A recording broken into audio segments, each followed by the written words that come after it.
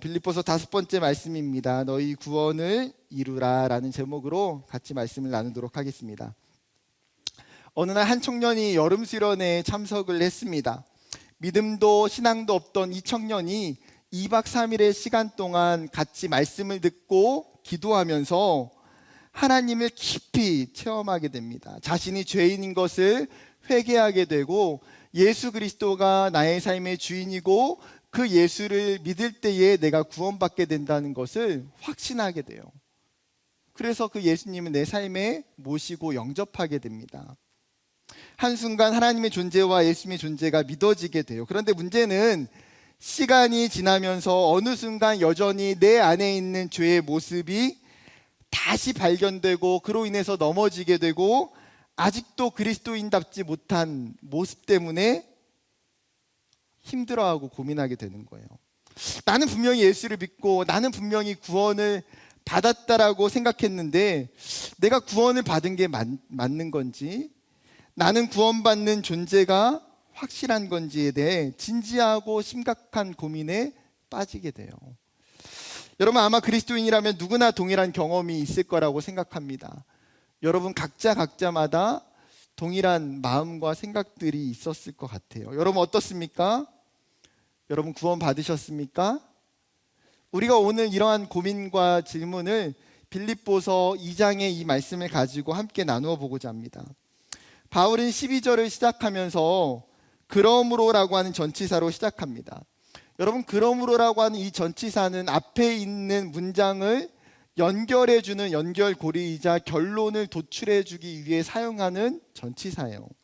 즉 12절은 2장 1절부터 11절까지의 말씀을 받고 있는데, 여러분 앞 단락에서 이야기했던 것이 무엇입니까?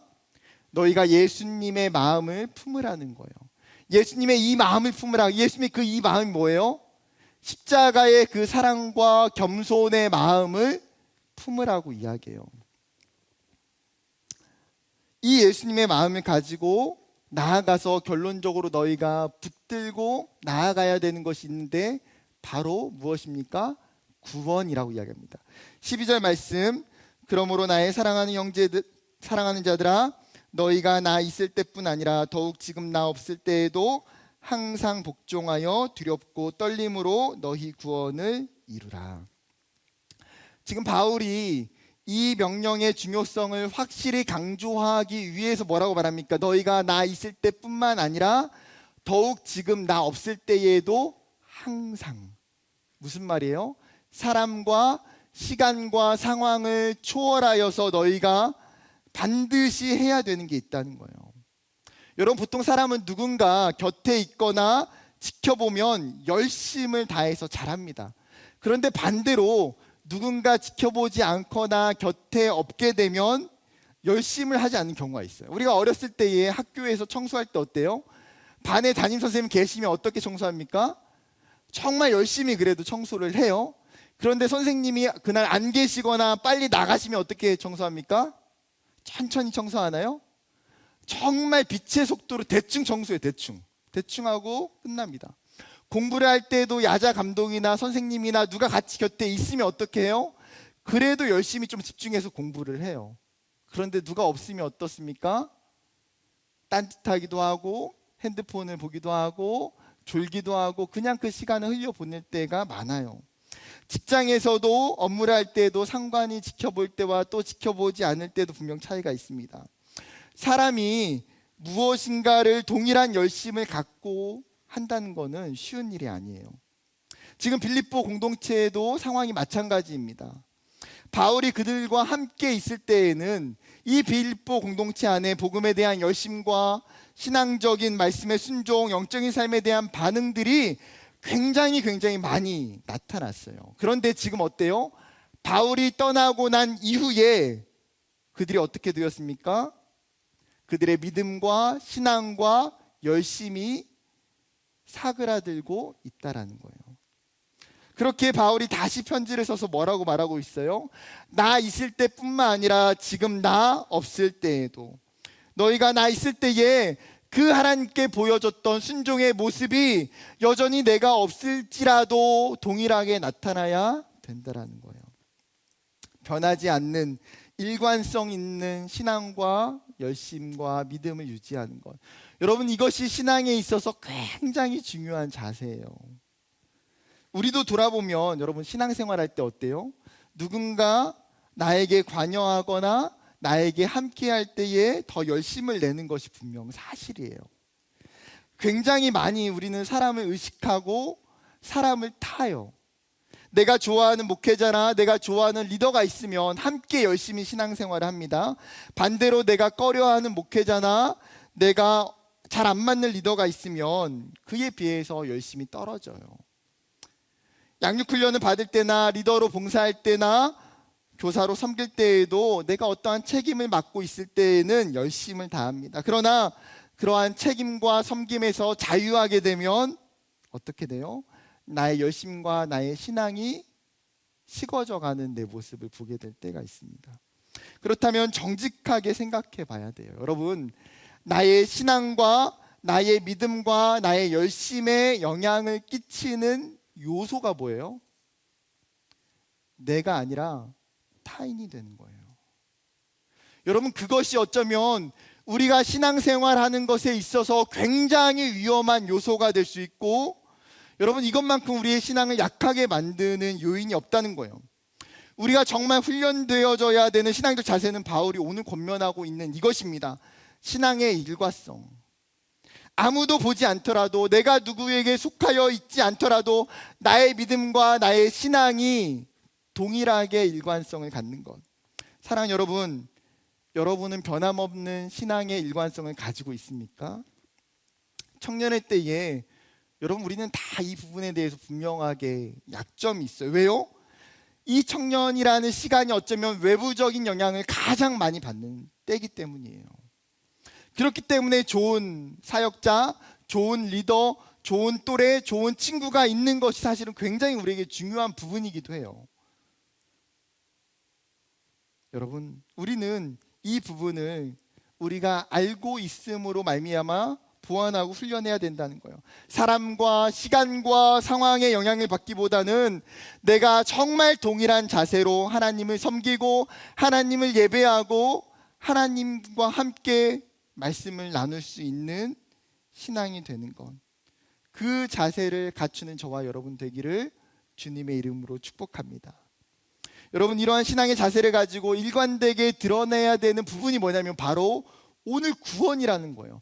여러분, 구원에 있어서는 절대로 누군가에 의해서 요동쳐서 안 돼요.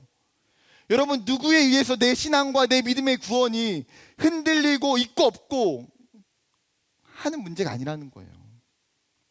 그러면 여러분, 한 가지 물어볼게요. 구원이 무엇입니까? 기독교 신앙에서 가장 중요하게 여기고 성도에게 가장 중요하게 여기는 단어가 구원이에요. 구원의 사전적 의미는 어려움이나 위기에서 건져내는 것, 구해주는 것이라고 표현합니다. 좀 더 다른 말로 말하면 내가 스스로 해결할 수 없는 죄의 문제나 아니면 질병의 문제나 재난의 상태에서 건짐을 받는 것. 그러니까 구원이라고 하는 단어는 여러분 기독교에서만 쓰이는 게 아니잖아요.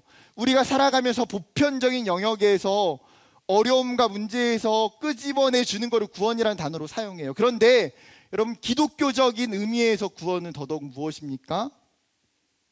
죄의 문제로 인하여서 타락하여 죽을 수밖에 없는 그 죄인을 예수 그리스도께서 자신의 생명을 내어주심으로 말미암아 우리를 속량해 주심으로 우리가 죄인이 아니라 그 예수를 통하여 하나님의 백성, 하나님의 자녀로 변화되어진 것, 그것이 구원이에요.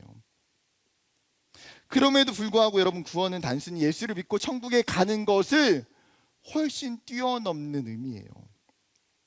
구원은 사실 굉장히 많은 의미와 굉장히 많은 영적인 과정들이 압축하고 압축되어져 있는 것이 구원이에요. 여러분, 한약을 내리면 한약의 그 쓰디 쓴 그 검정색 그 한 방울이 여러분 그냥 내려진 한 방울인가요? 아니요.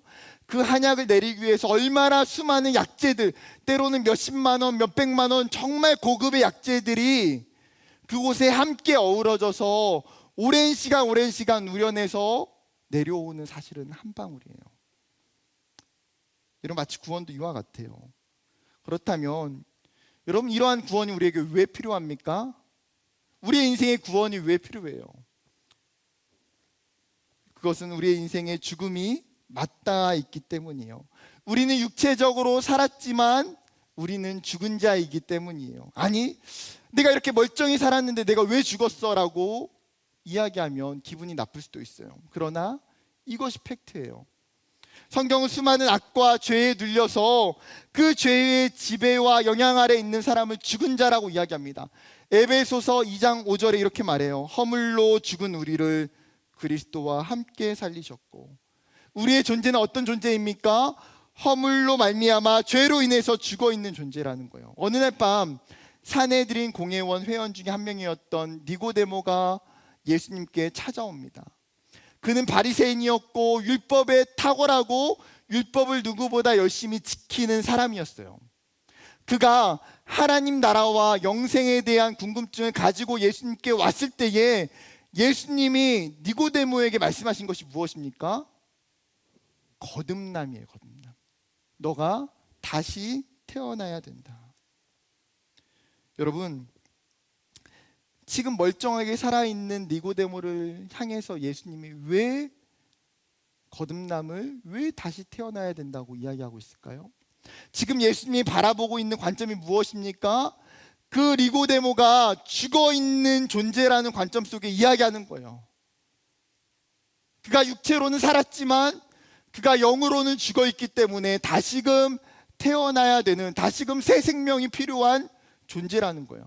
여러분, 어쩌면 우리도 다 니고데모와 같지 않습니까? 이미 죄의 영향이 우리를 지배하고 있고 이 세상이 존재한 수많은 죄로부터 우리가 넘어지고 또 넘어져요. 그 죄의 죽음의 권세에 점령당하여 죽어가고 있는 상태예요. 바로 여기에 우리가 구원받아야 될 이유가 있다는 거예요. 만약에 여러분 중에 병에 걸리거나 심각한 바이러스에 걸려 있다면 여러분, 병원을 가지 않고 치료받지 않고 그냥 내버려 두고 방치할 사람이 누가 있겠습니까? 더욱이 치료제가 있고 치료할 수 있는 방법이 있다면 당연히 의사를 찾아가고 치료를 하는 것이 마땅해요. 여러분, 바울은 로마서에서 우리를 뭐라고 말합니까? 모든 사람이 죄를 범하였음에 그 죄로 말미암아 우리는 죽을 수밖에 없는 존재예요. 그런데 성경은 우리가 죽는다 해서 끝나지 않는다는 거예요. 그 죄의 문제를 해결할 수 있는 방법이 분명히 있다고 이야기하기 때문에 여러분, 우리가 죄인인 것을 알았다면 여러분, 반대로 무엇도 알아야 돼요? 구원의 필요성과 구원의 중요성도 알아야 된다라는 거예요. 그런데 오늘 본문은 12절에 바울이 뭐라고 이야기합니까? 구원을 이루라라고 말해요. 구원을 이루라. 쉽게 말하면 이런 거예요. 제가 여러분들에게 밥을 먹으라라고 말한다면 여러분, 밥을 먹는 그 주체와 그 행위의 책임이 누구에게 있어요? 지금 이 말을 듣고 있는 나에게 그 책임과 그 주체가 있는 거예요. 지금 바울의 뉘앙스도 마찬가지예요. 구원을 이루라. 그러면 여러분, 구원을 이루는 주체와 책임이 누구에게 있다는 겁니까? 나에게 있다는 표현이죠. 그러면 유치부부터 지금 청년 때까지 착실하게 신실하게 주일학교를 다녔던 청년들은 이 표현을 듣는 순간 굉장히 머리가 복잡해질 수 있어요. 어라, 구원을 이룬다고? 내가 구원을 이룰 수 있다는 말인가? 아, 김기도 목사님 생긴 것만 이상한 줄 알았는데 신학적으로도 좀 이상한 것 같네. 좀 신천지 같다. 그런 느낌이 들 수도 있어요. 내가 지금까지 한 번도 교회에서 사실은 구원을 내가 스스로 이룰 수 있다고 들어본 적이 없는데 오늘 예배 끝나고 담임 목사님이나 장로님께 이거는 신고를 해야겠다. 이런 의심을 갖고 있는 청년들이 있다면 훌륭한 그리스도인들이에요. 여러분, 바울의 뉘앙스 자체는 분명하게 주체를 그 사람으로 향하고 있어요. 그렇다면 자연스럽게 이렇게 질문해야 돼요. 그럼 목사님, 구원을 이루는 것이 인간의 자력으로 가능한 것입니까? 자력 구원이 가능해요? 바울이 지금 말하고 있는 것이 지금 너가 스스로 구원을 이루라고 말하는 것입니까? 아주 좋은 질문이에요.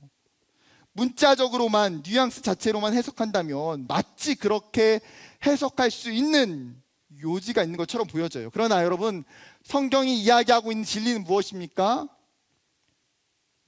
정답은 그게 아니에요. 오늘 본문이 인간의 자력구원을 말하고 있는 표현이 아니라는 거예요. 그런데 이런 본문을 문자적으로 수용하면 잘못된 해석에 빠지게 돼요.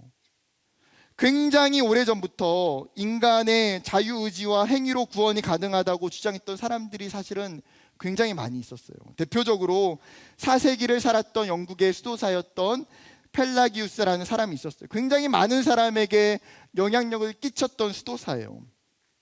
펠라기우스는 인간의 본성이 본질적으로 선하다라고 생각했고 완전히 의롭고 자유로운 존재라고 믿었어요. 그는 아담으로부터 모든 인류가 죄를 짓게 된 죄인이라고 하는 그 원죄론에 대해서 부인하고 인간에게는 죄가 없다. 인간은 선하다. 죄는 우리 각자의 선택에 의해서 나타나는 것이다. 우리가 자유의지를 가지고 아담을 따를 수도 있고 예수를 따를 수도 있다. 사람은 선하기 때문에 자신의 노력으로 하나님의 의와 거룩함에 다다를 수 있다고 주장했어요. 어떻게 보면 인간의 입장에서 이러한 펠라기우스의 주장은 사실은 굉장히 매력적이에요. 인간의 자유의지를 인정해 주는 것 같고 나의 선택을 존중해 주는 것 같잖아요. 펠라기우스뿐만 아니라 16세기에도 또다시 이런 주장하는 사람들이 있었어요. 그들을 알미니안주의자라고 불렀습니다. 이들은 16세기에 네덜란드의 라이덴 대학 교수였던 아르미우스를 따르는 사람들이에요. 이 알미니안주의자들의 구원론도 마찬가지예요. 그들의 구원론은 구원의 신인 협동, 즉 하나님과 사람의 공통의 노력으로 구원이 가능하다. 그리고 구원에 대한 선택은 전적으로 사람에게 있다라고 주장했어요. 여러분, 구원이 전적으로 하나님께 있다라고 이야기하고 있는 전통적인 입장에 있던 사람들에게 이러한 주장들은 굉장히 심한 유혹의 거리가 돼요. 그래? 구원이 하나님께 일방적으로만 있으면 사람은 무슨 소용이지? 나는 무슨 의미가 있지? 하나님과 사람이 함께 협력해서 같이 이루어가는 거지. 그래도 결국은 선택은 사람에게 있는 거야 라고 말하고 싶은 거죠. 펠라기우스나 알미니안주의자들의 주장에 대해서 여러분 어떻게 생각하십니까? 동의하십니까? 동의하시면 안 돼요, 여러분. 큰일 납니다. 그들의 주장이 인간적으로 분명히 매력적이고 좋아 보인다고 해도 분명한 것은 성경이 말하고 있는 진리에 위배된다는 거예요. 로마서 3장 10절부터 12절은 이렇게 이야기합니다. 기록된 바 의인은 없나니 하나도 없으며 깨닫는 자도 없고 하나님을 찾는 자도 없고 다 치우쳐 함께 무익하게 되고 선을 행하는 자도 없나니 하나도 없도다. 여러분, 사람은요, 의인이 아무도 없어요. 우리 안에 있는 죄로 말미암아 하나님을 스스로 찾을 수도 없고 우리가 선을 행할 수 있는 능력도 없고 당연히 구원을 얻을 수 있는 능력도 우리에게는 없어요. 창세기에도 노아의 그 홍수 시대에 하나님께서 사람을 보시면서 세상의 죄악이 관영하고 사람이 계획하는 모든 것이 다 악할 뿐이다라고 이야기하세요. 에레미야 17장 9절에도 만물보다 거짓되고 심히 부패한 것은 마음이라 누가 능히 이를 알리오마는. 무엇입니까? 즉 사람의 마음, 사람의 영혼은 심각하게 부패해 있다는 거예요. 여러분, 그렇기 때문에 칼빈은 성경에 있는 말씀들을 통해서 인간의 모습을 어떻게 바라보냐면 인간의 전적 타락, 전적 부패라고 이야기해요. 아담의 그 범죄의 결과로 말미암아 모든 인간 안에 육체와 영혼이 타락했을 뿐 아니라 그에 있는 지성도, 감정도, 의지도 모든 영역에서 전체적으로 인간은 죄에 오염되어져 있기 때문에 죄의 지배 아래 놓여 있어서 하나님을 반역할 뿐만 아니라 인간 스스로 아무것도 할 수 없을 만큼 인간은 부패하고 타락한 존재다라고 이야기해요. 여러분, 사형 선고를 받은 죄인인 인간은 스스로 죽음이라는 이 죄의 문제를 해결할 수 있는 방법이 하나도 없어요. 그렇다면 우리의 구원은 어떻게 가능합니까? 에베소서 2장 8절 말씀입니다. 같이 읽어볼까요? 시작.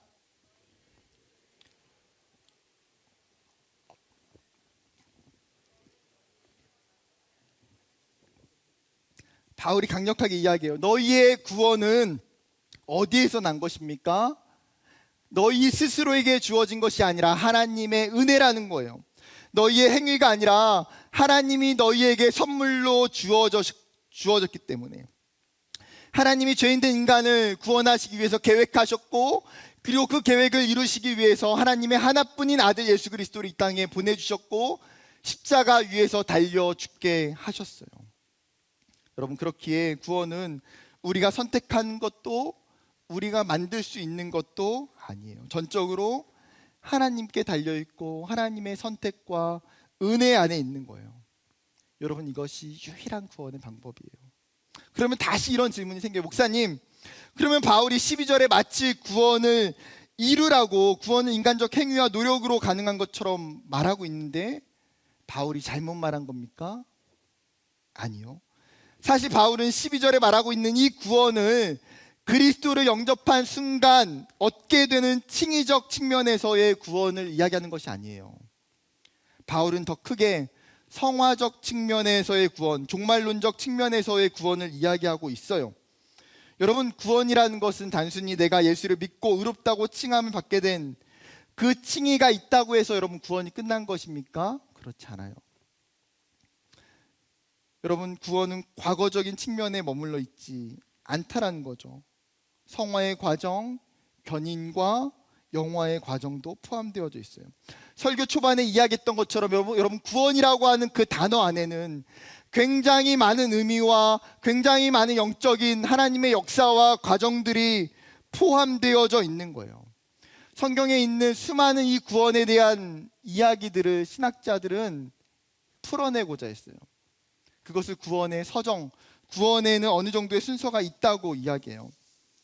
복음주의 한국 신학자였던 박형룡 박사님은 구원의 서정을 이렇게 이야기합니다. 순서를. 하나님께서 우리를 부르신 소명, 그리고 나서 우리가 그로 말미암아 영원히 거듭난 중생, 그리고 회심, 우리가 죄를 깊이 뉘우치게 되는 것, 회개와 믿음이 일어나게 되는 것, 그리고 하나님이 우리를 의롭다고 이야기하시는 칭의, 그리고 하나님의 자녀가 되는 양자, 그리고 우리의 삶이 예수를 닮아가고 변화되어지는 과정 속에 있는 성화, 그리고 최후까지 하나님의 은혜로 계속해서 이끌어 가시는 견인, 그리고 마지막에는 부활의 몸을 입게 되는 영화의 과정이 나타난다고 표현해요. 웨스트민스터 신앙 교리도 비슷해요. 소명과 중생과 회심과 믿음과 칭의와 양자와 성화와 견인과 영화. 여러분, 여러 조직 신학자들이 각자의 의견들을 가지고 있어요. 순서는 약간의 신학자마다 견해가 조금씩 다른 부분들도 있어요. 여러분, 이러한 구원의 성화, 구원의 서정의 과정 속에는 어떤 부분에 있어서 분명한 간격, 분명한 시간적 차이를 두고 나타난 부분들이 있어요. 또 어떤 부분들은 한순간에 여러 가지 단계가 복합적으로 나타나는 경우도 있어요. 어떤 경우는 약간 순서가 다르게 나타나는 것처럼 성경의 인물들 가운데에 보여지는 경우도 있어요. 사실 이러한 구원의 성화를 통해서 이야기하고 싶은 것은 무엇입니까? 바울은 구원을 단순히 예수를 믿고 칭의로만 말하고 있지 않다라는 거예요. 성경의 구원을 이야기하면서 구원을 과거적으로, 현재적으로, 미래적으로 다르게 표현해요. 에베소서 2장 8절에는 구원을 받았다. 빌립보서 2장 12절 오늘 본문에 구원을 이루라. 그리고 디모데후서 4장 18절은 구원을 얻으리라. 즉 이미 받은 구원의 측면이 있고 지금 이루어가야 될 구원이 있고 장차 받을 구원이 있다는 거예요. 여러분, 과거적 구원은 하나님에 의해서 믿음이 단번에 우리에게 주어지는 구원이에요. 예수를 믿고 거듭나게 되고 새롭게 되는 것. 거기에 우리가 한 것은 아무것도 없어요. 하나님의 전적인 부르심과 은혜, 하나님의 주권 가운데 있어요. 현재적 구원은 그 구원의 현재 진행형으로 우리가 구원받은 이후에 하나님의 자녀로, 하나님의 백성으로 자라가고 변화되어지는 과정이에요. 다른 말로 성화라고 표현해요. 그리고 마지막으로는 미래적 구원, 성화의 종착점이죠. 우리가 하나님 나라를 경험하게 되는 때 영화의 단계로 나아가는 거예요. 그렇다면 여러분, 오늘 본문에서 바울이 빌립보서 2장 12절에 그 빌립보 교회 성도들에게 이야기하고 있는 구원을 이루라고 하는 이 명령은 어떤 측면에 해당할까요? 구원의 현재적 측면을 이야기하고 있는 거예요. 이미 빌립보 교회 성도들은 하나님이 그들을 부르셨고 하나님의 백성이고 하나님의 자녀예요. 하나님이 그들에게 분명히 구원을 주셨어요, 이미. 그런데 너희가, 빌립보 교회가 그 복음 안에서 구원의 완전한 모습을 이루어갈 때까지 더욱더 자라가고 변화되어져 가고 영적인 성숙에 힘쓰라는 거예요. 사랑하는 여러분, 구원은 언제 어디서 받았느냐가 아니에요. 구원은 단 한 번의 이벤트와 사건이 아니에요. 구원은 하나님이 우리의 전 삶과 전 영역에서 계속적으로 이루어지고 있는 하나님의 신실한 역사예요. 여러분, 그렇기 때문에 12절에 이루라라고 하는 동사를 표현해요. 너희가 구원을 이루라. 이 동사의 원어는 원래 뜻은 뭐냐면요, 광산에서 채취할 수 있는 모든 것을 다 캐내다는 뜻이에요. 여러분, 똑같은 광산에서 수많은 금과 은과 다이아몬드와 보석들이 숨겨져 있는데 어떤 사람은 열심을 다해서 그 광산에서 광석을 캐내는 사람이 있고, 어떤 사람은 게으르고 나태하게 그 광산에서 적은 양의 광석을 캐내는 사람이 있다는 거죠. 하나님은 우리에게, 여러분, 동일하게 구원이라는 광산을 허락해 주셨어요. 이미 하나님 우리에게 주신 그 구원의 광산 가운데에 열심을 캐내며 그 안에 하나님이 숨겨두신 그 보물, 그 은혜, 그 기쁨들을 누려야 한다는 거예요. 우리가 지금 그 구원의 광산을 캐내는 성화의 과정 속에 있음을 인지해야 돼요. 우리가 예수를 믿음에도 불구하고 여전히 우리 안에는 옛사람, 옛 모습이 존재해요. 그래서 바울이 빌립보 교회에게 수많은 초대교회 공동체에 이야기하는 것이 무엇입니까? 너희가 옛사람, 너희가 예수를 믿기 전에 그 옛사람을, 옛 모습을 벗어버리고 새 사람을 입어 변화되어져 가라는 거예요. 너희가 믿는 그 예수 그리스도를 너희가 닮아가기 위하여 끊임없이 힘쓰라고 이야기해요. 이 과정이 많은 인내와 시간과 노력이 분명히 필요하지만 결국은 여러분, 이 구원을 이루어가는 과정을 통해서 우리가 하나님과 교제하고 하나님과 동행하고 하나님이 주시는 그 은혜를 경험하게 된다는 거예요. 진짜 구원의 그 감격의 기쁨이 여러분, 이 성화의 시간들 속에 있음을, 우리가 변화되어지고 우리가 그 하나님이 주시는 그 구원의 광산에서 그 믿음의 열매들을, 그 광석들을 캐내는 것 가운데 있음을 깨닫는 저와 여러분이 되기를 주님의 이름으로 축복합니다. 그러면 결론으로, 여러분, 바울이 구원을 이루어가는 과정 속에서 사실은 가장 중요한 근원을 곧바로 설명하고 있어요. 13절 말씀, 너희 안에서 행하시는 이는 하나님이시니 자기의 기쁘신 뜻을 위하여 너희에게 소원을 두고 행하게 하시나니. 여러분, 성도 안에서 행하시는, 성도에게 능력을 주시고 구원을 주시는 분이 누구라고요? 하나님이라고요. 구원이 인간의 행위에 있지 않다는 거예요. 구원은 철저하게 하나님의 주권과 하나님의 역사와 은혜 안에 있다. 그래서 13절에 바울은 빌립보 성도들이 오해하지 않도록 구원의 실제적 주도권을 분명하게 못 박아두고 있어요. 하나님께 있다. 하나님께서 자기의 그 기쁘신 뜻을 위하여 우리 안에 소원을 두고 그 일을 행하게 하신대요. 여러분, 근데 그 13절에 중요한 단어가 무엇입니까? 행하신다라고, 행하신다. 두 번이나 반복되고 있어요. 원어의 에네르곤이라는 단어인데 에너지를 공급하다라는 뜻이에요. 즉 무엇입니까? 하나님이 그 구원을 이루기 위해서, 하나님이 우리에게 믿음을 주시고 하나님이 우리에게 은혜를 주시기 위해서 끊임없이 우리 안에 하나님이 하나님의 영적인 에너지를 공급해 주신다는 거예요. 쉬운 성경은 더 명확하게 번역하고 있어요. 하나님께서는 여러분 안에서 하나님이 기뻐하시는 일을 할 수 있도록 돕고 계십니다. 또한 하나님은 할 수 있는 힘과 능력을 여러분에게 공급해 주실 것입니다. 사랑하는 여러분, 하나님은 인격적인 분이시기 때문에 당신의 일을 강압적으로 우리에게 시키시진 않아요. 먼저 우리의 마음속에 하나님 원함을 주시고 우리가 감당할 수 있는, 하나님의 구원을 향해 나아갈 수 있는 은혜를 공급해 주셔서 우리가 자발적으로 하나님의 그 구원의 은혜 앞에 나아가게 하세요. 여러분, 얼마 전에 러시아에서 유럽으로 천연가스가 공급되는 노르트스트림 1 공급관이 손상이 되어져서 가스 공급이 중단된 소식을 뉴스를 통해서 들으셨을 거예요. 가스관이 파괴되자, 멈춰지자 유럽 전역에, 특히 독일에 여러분 엄청난 에너지의 대란을 겪었어요. 어쩌면 여러분, 우리의 인생이 영적으로 그럴 수 있어요. 여러분, 우리는 내 힘으로, 내 노력으로, 나의 열심으로 하나님이 우리에게 주신 구원을 사실은 이루어 갈 수 없어요. 우리의 수많은 삶의 환경과 문제 가운데에 넘어지고 쓰러지고 지쳐요.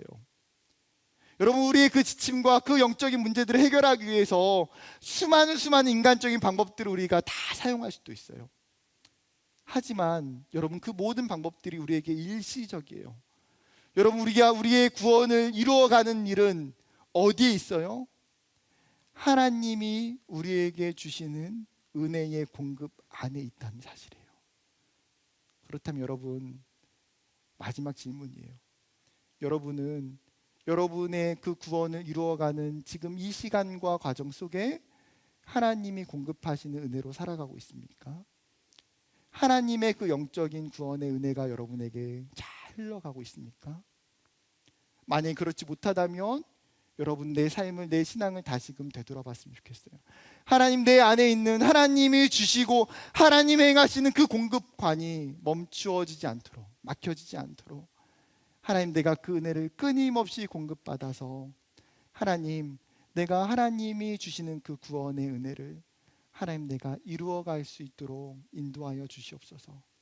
여러분, 하나님이 주시는 그 구원의 기쁨과 그 구원의 감격을 여러분, 나중에 천국 가서 누리는 것이 아니라 지금 이 땅에서 경험하고 누려가는 저와 여러분이 되기를 주님의 이름으로 축복합니다.